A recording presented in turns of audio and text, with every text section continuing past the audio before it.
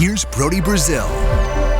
Tell you what, I'm very much looking forward to this weekend for Major League Baseball. It's going to be the inaugural Speedway Classic in Bristol, Tennessee, the Atlanta Braves and the Cincinnati Reds. It's actually going to be the third game of a series. The first two will be played up in Cincinnati at Great American Ballpark. And then Game 3 is actually on a Saturday. They're reserving Sunday to keep it wide open just in case of any weather concerns. They could shift the game one day if need be, but hopefully this all goes down on Saturday night. Hopefully there's literally 100,000+ baseball fans there. It would be awesome. I wanted to show you as much coverage as I could because I think actually being here and seeing some of the video and content that's been captured on this is so interesting. It's so compelling. Baseball has done some unique things recently, the Rickwood game, the Field of Dreams game, but never really something like this, a Major League Baseball game in the infield of a motor speedway. Bristol Motor Speedway right now. This is a live view of what is soon to be the Speedway Classic. Highly anticipated. A lot of people are going to be here. And just look at it. Beautiful. It fits well. How many seats are there? And you can't even see the whole thing. There's going to be some bad seats, no question about it. But hopefully when it gets broadcast on television, all the angles are right, if that makes sense. So it looks full and it looks spectacular as it actually is. News Channel 11's Mackenzie Kane is here to fill us in on the latest from today's Speedway Classic news conference. Hey, Mackenzie. Hey, Sarah, that's right. Bristol Motor Speedway has transformed into a one-of-a-kind ballpark, and stadium officials are hoping for a record-breaking crowd. The grandstands are up, the dugouts are built, and Bristol Motor Speedway is nearly ready to open up to the public next Saturday. This marks the first Major League Baseball game in the state of Tennessee as the Atlanta Braves get ready to take on the Cincinnati Reds. Those are hard shadows right there, by the way, and hopefully they've mastered the timing of when this is going to happen at first pitch. And I do see a big blackout curtain out there for the batter's eye in those seats around, turn 2 maybe? But I know they're also hoping that a left-handed batter pulls one down the right field line and hits one, I think is at turn 1, maybe down the right field line. Correct me if I'm wrong. I very much could be, but those shadows seem like they might be a little bit difficult if that's actually how it's going to play. But for the team behind the transformation, it's not just about building a ballpark. It's about building a moment. The major milestone will be on Saturday when we are throwing out that first pitch, and it's what we work for. We work to host events where people are going to have great memories, and we want to have a lot of people, a record-breaking crowd here on Saturday night that's going to be enjoying themselves and making memories with their friends and family. There was 340 tons of clay brought in for this project, the same clay you'll find in 25 of America's 30 major league clubs. Couple that with 124,000 square feet of turf. Bristol Motor Speedway's new diamond is ready to make history. Baseball has already been played in some iconic venues, and next Saturday, the Last Great Coliseum will be added to the list. Back to you guys. Did you say Coliseum is in the Last Great Coliseum is in the Bristol Motor Speedway? Because, there was another Coliseum that Major League Baseball used to be played in. So I guess this now actually is the Last Great Coliseum. Got too real there. Okay, this is raw video from the Roanoke Times, just kind of walking around. I find this equally interesting as much as media coverage is all polished and all the professional camera shots. This looks like somebody walking around with their iPhone, kind of what I would do. Wow, that's quite the scene. Look at the build up there of those grandstands. Kind of almost looks like a high school field. But real seating, aisleways, rows. This is the area right around the infield and behind the dugouts. And now we can kind of walk through this temporary tunnel out to the field. It's pretty impressive. Look at that view right there. That's what somebody in the on-deck circle will see. And the work on that field. Can you imagine day after day, just for one baseball game in the dugouts? Here we go. Here's a peek inside the dugouts, which are obviously being built out there. I know they said that these are the same dugouts they used in a London game, maybe in the 2019 season.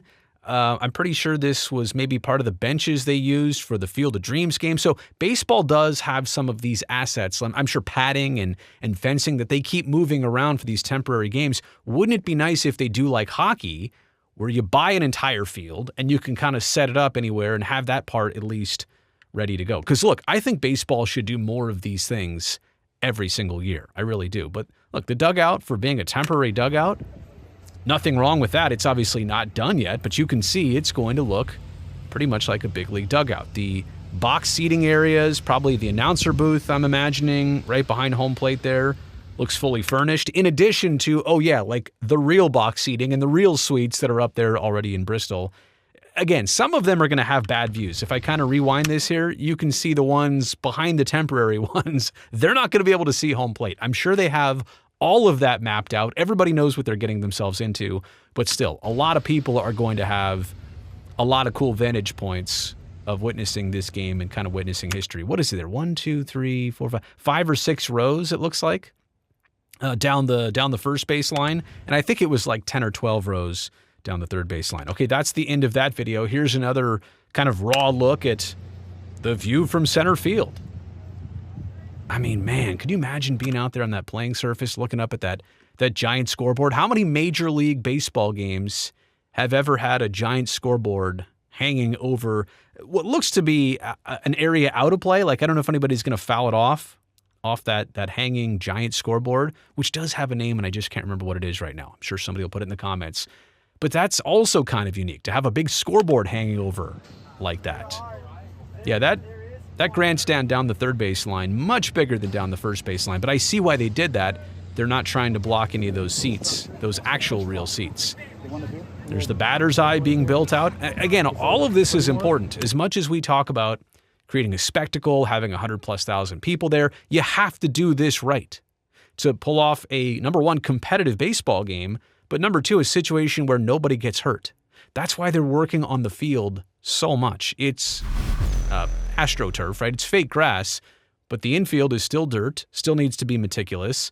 The infill, not the infield, the infill on that artificial grass also needs to be consistent from corner to corner. Padding everywhere, so this has to be, at the very least, a Major League standard playing surface, and that's why they're working so incredibly hard on it. Amazingly, just for this one game on Saturday. Kind of makes you think and wonder, should they have played a couple games?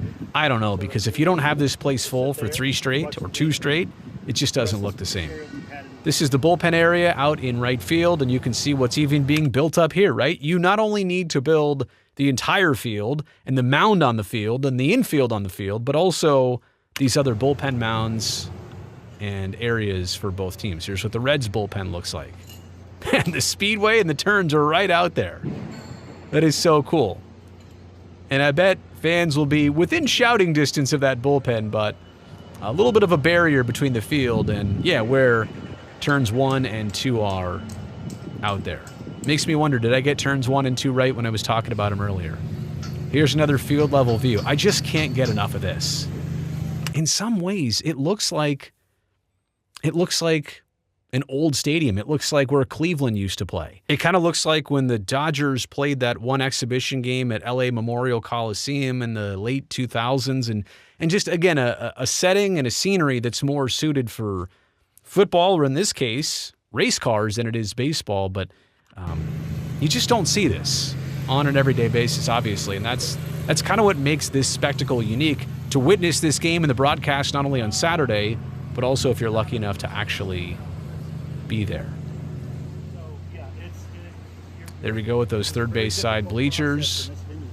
That's a lot of seats. That's a lot of screws. That's a lot of installation right there. And the height of the press box. Somebody was talking about the height of the press box there. So again, everything being taken care of. No corners cut. It appears like they are absolutely doing this the right way. Here's some coverage from WVVA, who's here for you. Actually, every day since this thing started going up, I've kind of had that same response of walking in here and being a bit blown away. Yeah. You know, we've looked at it on paper, we've looked at drawings for years of this, but to see it really come up out of the ground and come to fruition is really something special. While taking on a project as massive as this one sometimes comes with some challenges, the process being made has gone faster than what they called the world's fastest half mile. We're real excited again where we are with the time frame of all our construction. We're right there where we need to be, and should everything punched out by next Tuesday or Wednesday. All the ones I've worked on, this one has gone just seamlessly. But there's still been a lot of time and effort and a bunch of numbers, and we're not just talking about the ones on the back of the jerseys. We got 124,000 square feet of turf. We got 330 down the lines, 385 to the alley Warning tracks, and left, native 375 turf. to the alley and right, and then 400 to center field. We got all the dimensions, really good dimensions for a Major League ballpark. Something you also may not have thought of was right on the bench, as the motivation behind these dugouts comes right across the pond and beyond. The history of, say, for example, the benches in the dugout and the batter's box in the dugout. Those exact same benches were also used in the 2019 London games. There you go, like I said. Aaron Judge sat on those, but we shipped them from there to Field of Dreams. And just like the London games, baseball in Bristol is just another stop on MLB's journey around the world. That's one of the commissioner's goals, is to really grow the game around the world, and that's part of this, is taking it to unique and cool places that maybe you don't see a Major League game in Tennessee. And while the diamond is the main stage for the viewers, it's everything else that brings this whole thing together. So much more, as you can see standing here, from just the field. The field is the major part of it. It's the major stage, if you will. But then all these other seats and all the other aspects that go along with this. But no matter who wins between the Reds and the Braves, it'll be the fans who come away the real winners with what they'll be able to experience. We're going to encourage people to get here early. Things are going to start out at our fan zone at noon on August the 2nd. Lots and lots of things for people to do, incorporating the sport of NASCAR, the history of Major League Baseball. And it's going to be one of those days that you'll want to be here with your family to experience and be able to talk about for the rest of your life. I'm pretty sure they can't do this because so many people and like legalities, but wouldn't it be awesome to get a hot lap? Like somebody or a pace car. I'd actually prefer a hot lap. Somebody do a hot lap around the track, or two, like instead of a first pitch, a first lap. Probably not going to happen though, right? Or maybe it will. I guess we'll find out. But for those fans coming for more than the spectacle that is the Speedway Classic, some of those long balls and exciting plays will bring a larger thrill than the average homer. Oh, I think we're going to see some big ones. We're down the line 330, but I just want to see somebody hit one on turn 1, turn 2. Let's see what that looks like. There you Can't go. see if you've ever seen that in baseball. But for the Bristol Motor Speedway itself, there's no telling what other massive events could hit the track just below us right down there. We'll see. Again, we are here for partners that want to host the biggest and the best. One of the largest stadiums in the country, and from a seating capacity standpoint, being able to have basically a football stadium on steroids, if you will, it gives us lots of options, and we're having some really interesting conversations. We'll see where those lead. Why doesn't the NBA do anything like this? Hockey does it with the outdoor games and the Winter Classic and the Stadium Series and the Heritage Classic. Football, do they do anything? They go to different countries, I suppose. Because how many other places can you do an NFL game? Like, you need the stands, you need the big audience. But baseball has actually done, I think, obviously more than basketball. Baseball, you could argue, has done more than most. I still think there's more room for baseball to do things like this. And look, when I first heard about this a year ago, I kind of questioned, like, what's the point? What's the purpose? How's this going to look? How's this going to go? In terms of the setup, no complaints, all compliments so far. Can't wait to see them pull it off. I'd love to see, though, what their next move is after this. Here for you in Bristol, Tennessee, John Surratt and Christian Raposa at WVVA News. Oh, team coverage there. WVVA News. Okay, last one here, and it's actually less about the actual game and setup. It's about the fact that, you can play at the Speedway on MLB The Show? The upcoming Speedway Classic is making its way to the video game world. As you take a live look over the venue of the Speedway Classic, MLB The Show announced the game will be bringing the field to life for players at home to enjoy. That's pretty cool. It will become available next week, along with the custom jerseys that players will be wearing during the game. MLB The Show is playable on PlayStation 5 and more. A press conference is being held today as both the Atlanta Braves and Cincinnati Reds prepare to take the diamond. The Speedway Classic is set for August 2nd. It's amazing that somebody had to go in there and model the entire Bristol Motor Speedway to make it an MLB backdrop for MLB The Show 25. Imagine just all the work and effort that's gone into all of this, from the video game to Bristol Motor Speedway to helping the teams prepare for their travel and execution of this game. So much work for one game.